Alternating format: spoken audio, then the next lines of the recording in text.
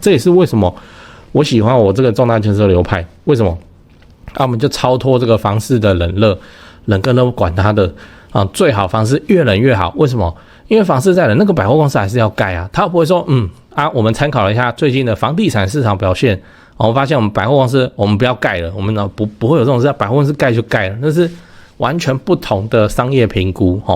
那跟你分享，这个就是我们重大建设流派为什么你看起来都老型宅宅，我们哪在管什么房地产现在很夯那我在管什么房地产好像要跌没差啦，因为那个百货公司就是会落成，那个是好几十亿的甚至到100亿的投资案，它不会就让它烂尾在这里。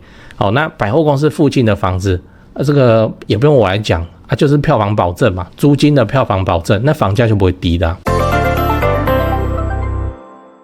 2025年后才买房是错误的决定吗？揭露你不得不知的房市真相。先说结论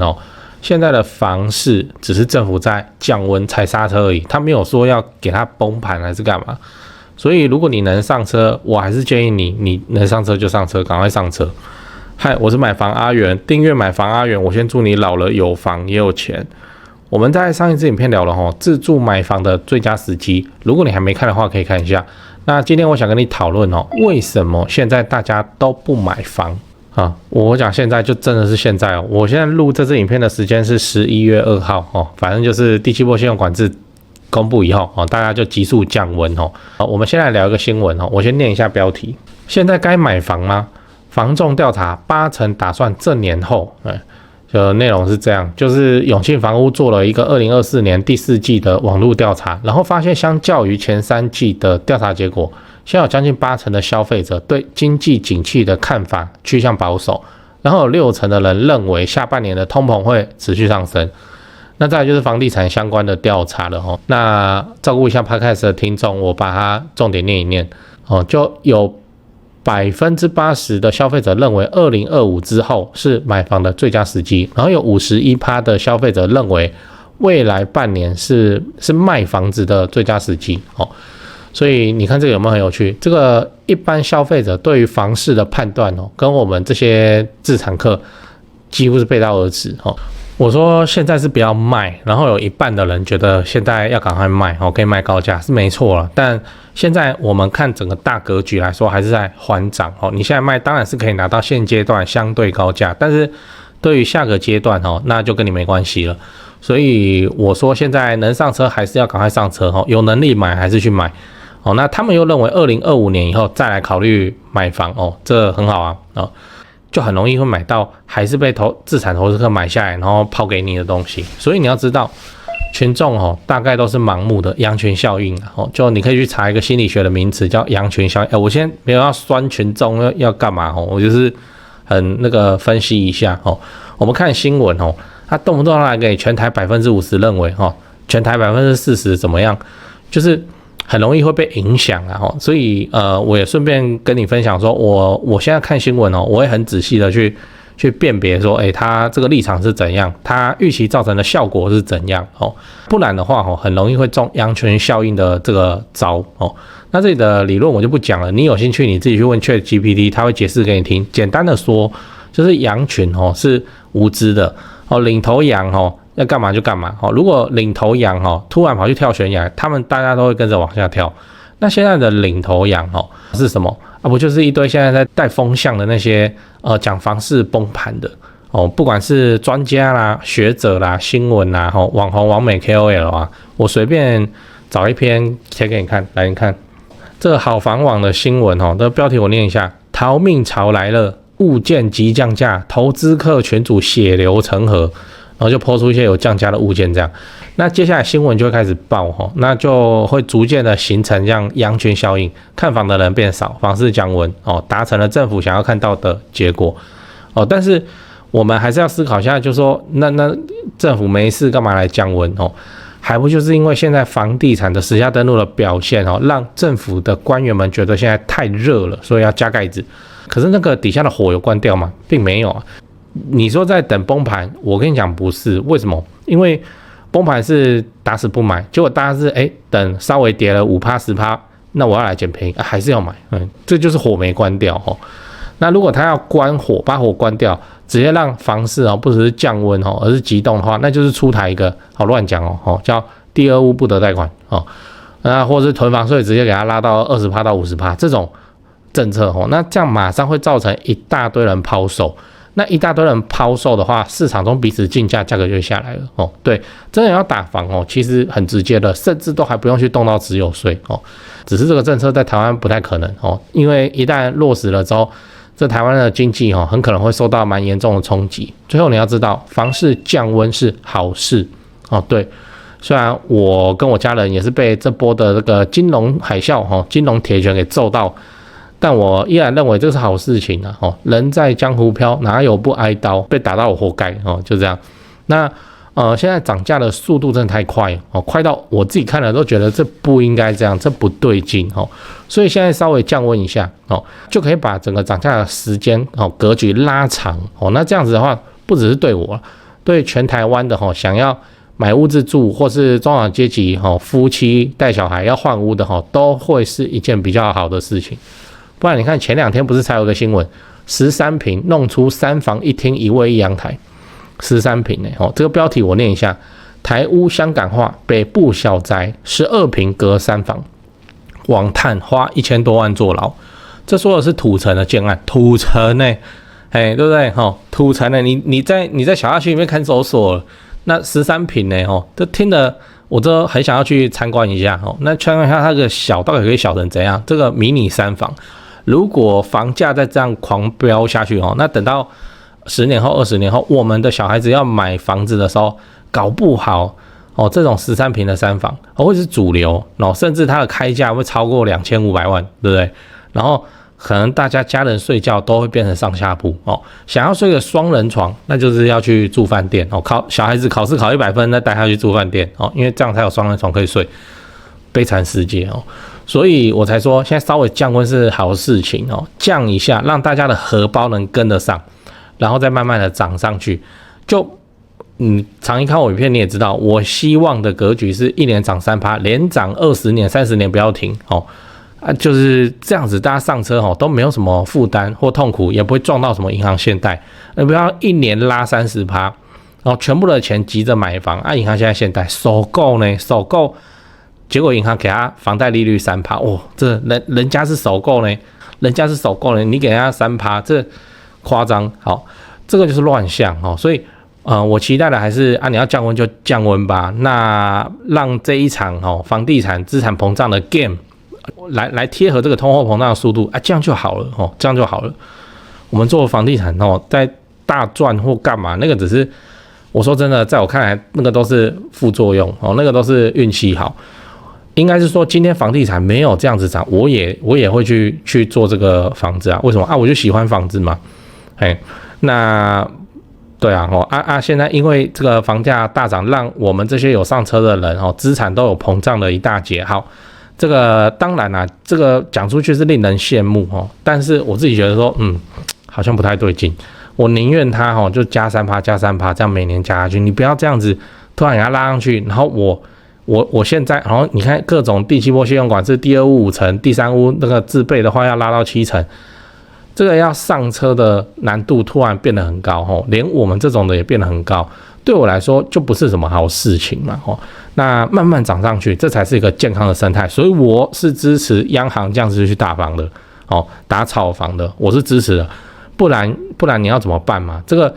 一下子就这样子拉到大家都无法上车的地步，到底是爽到谁？然后就卡在那边10年20年都不会动，我跟你讲，这不是好事情讲了，好，我们整理一下，我们今天聊了现在为什么大家都不买房。那我先跟你分享了永庆房屋的调查，现在大部分的消费者都认为2025年以后才是买房子的好时机，那现在的时机是应该要用来卖房子的。那像我长期在市场，我的看法是正好相反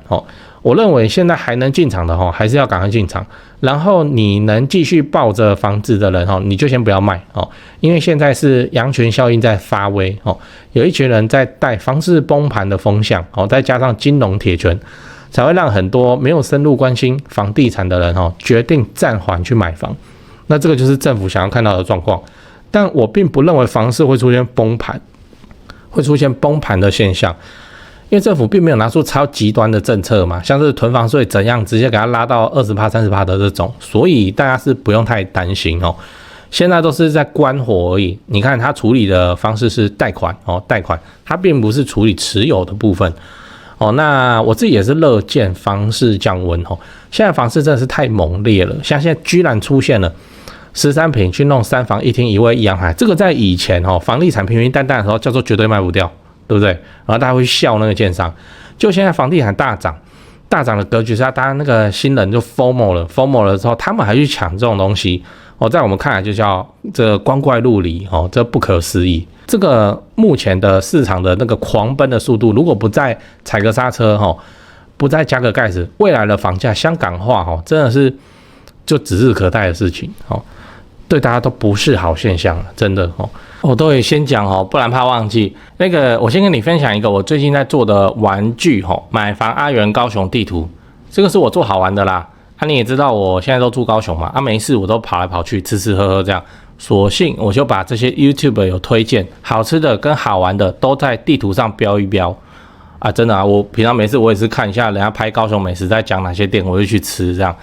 哦，然后顺便把我做的重大建设功课啊，我也给它写上去。如果你放假要来高雄玩，或是来高雄看房子哦，都可以来看这张地图，那就可以看一下附近有什么好吃的哈，或是有哪些重大建设。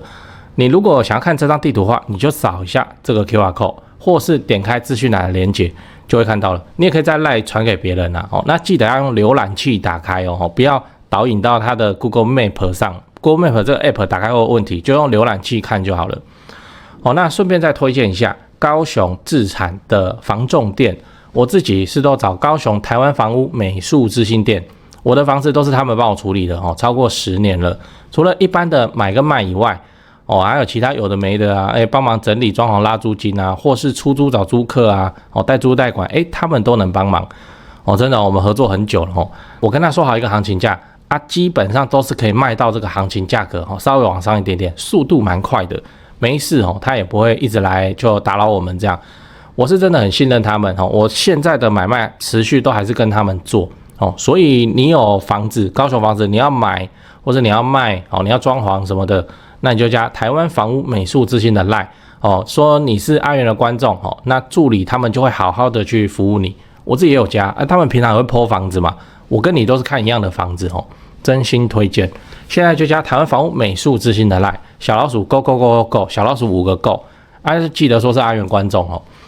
那我也知道台北人哦，虽然很多都跑来高雄买房子，可是台北人其实更钟情于自产台北。一堆人问我。有没有推荐的台北房仲？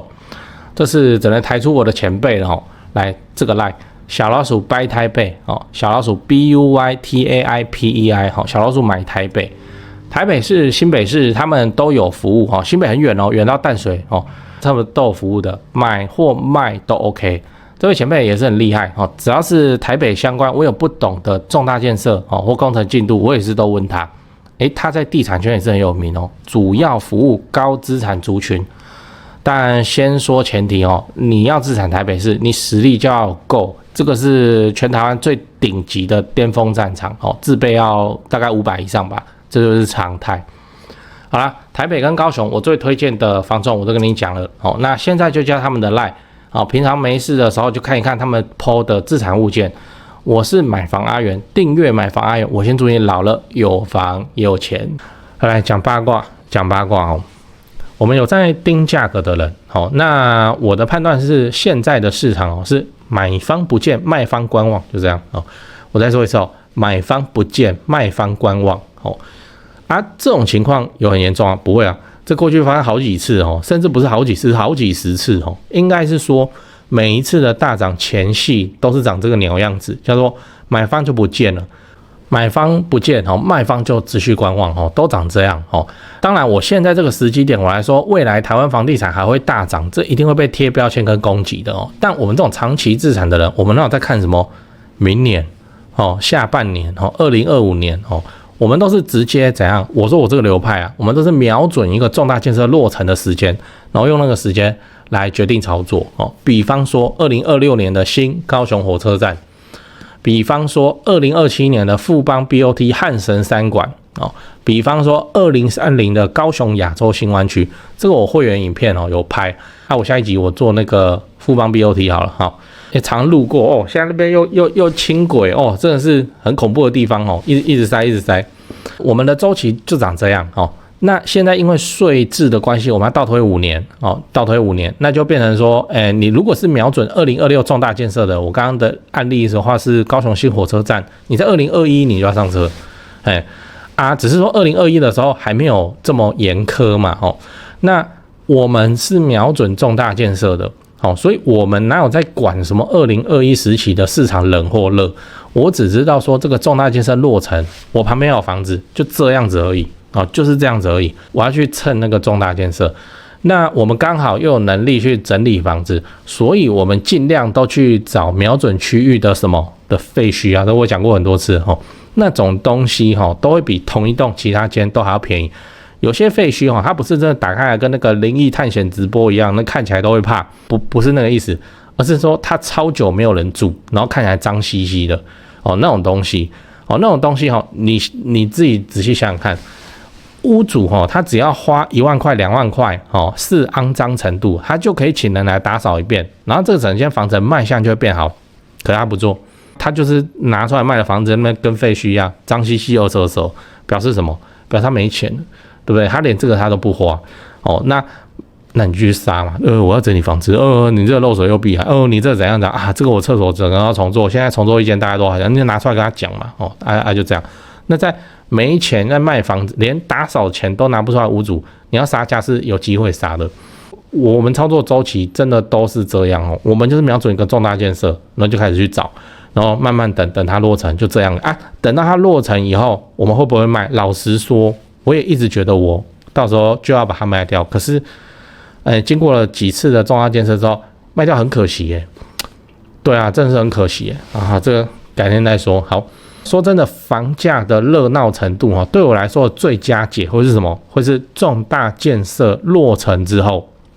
刚好市场很热，这样就可以怎样卖出超高价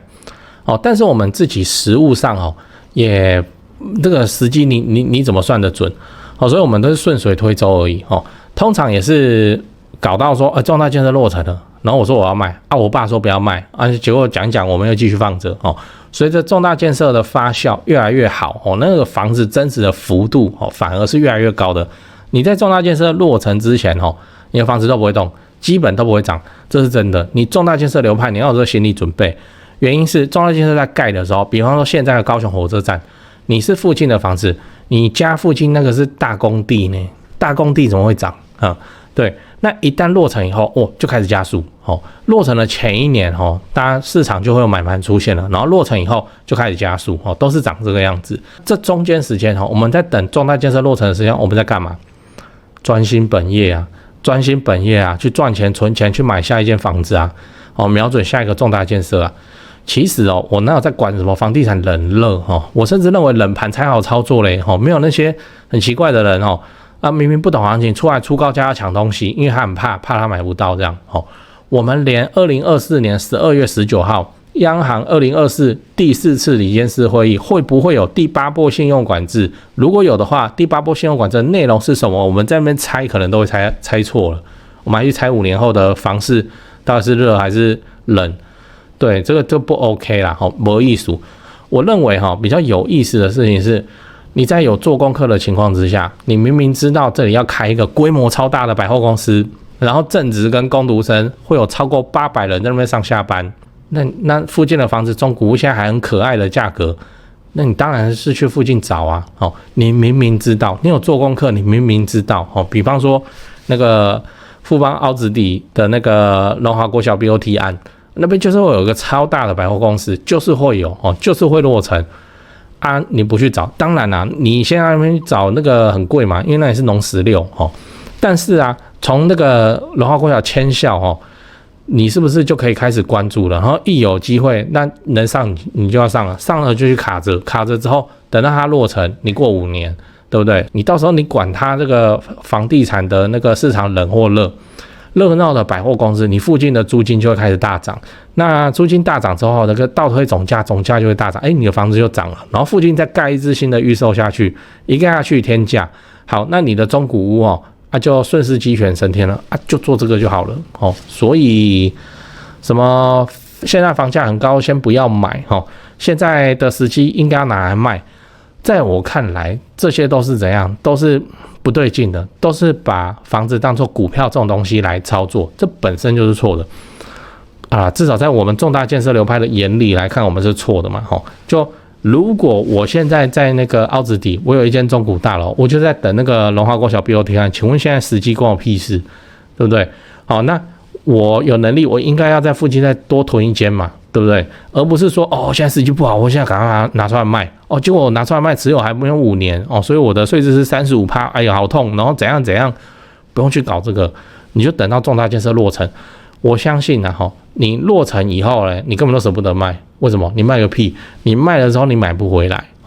你在重大建设附近有房子，这不是很香的一件事吗？我们举个例子，举已经落成而且营运也不久的百货公司新店玉龙城，这台北人就知道了。新店玉龙城，你现在在附近有个3房平车，你干嘛要卖？对啊，你干嘛要卖你走路就能到新店玉龙城的地方，有3房平车，可能价格你当初买都2000多但你干嘛要卖请问现在时机很好，假设再火热一次你会把它卖掉吗？你卖掉它干嘛？你卖掉之后买不回来，你卖掉以后你要去哪里赌下一个重大建设？那个市北科吗？还是哪边？你就不知道嘛所以到时候应该你跟家人讨论之后，还是算了，就继续给它放着你只要是从新店玉龙城还没落成，这个超大工地施工的时候都在塞车，然后持有到现在，新店玉龙城落成，然后一堆人在那边吃饭逛街或干嘛，很热闹的情况之下，你旁边有个走路就能到的3房2厅，对不对？人家怎么看你？你中奖了，对吧？那请问房地产的冷跟热关你屁事你怎么会有一个卖的考虑会出现呢？应该是想办法去扩大自己的本业。看有没有机会去瞄准下一个重大建设，然后手上的房子尽可能的都不要去移动，这不是明明比较理想吗？这也是为什么我喜欢我这个重大建设流派。为什么？我们就超脱这个房市的冷跟热管它的最好房市越冷越好。为什么？因为房市在冷，那个百货公司还是要盖他不会说我们参考了一下最近的房地产市场表现，我发现我们百货公司我们不要盖了，我们不会有这种事，百貨公司盖就盖了，那是完全不同的商业评估那跟你分享，这个就是我们重大建设流派为什么你看起来都老型宅宅，我们哪在管什么房地产现在很夯那我在管什么房地产好像要跌没差啦，因为那个百货公司就是会落成，那个是好几10亿的甚至到100亿的投资案，它不会就让它烂尾在这里那百货公司附近的房子这个也不用我来讲就是票房保证嘛，租金的票房保证，那房价就不会低的跟你分享。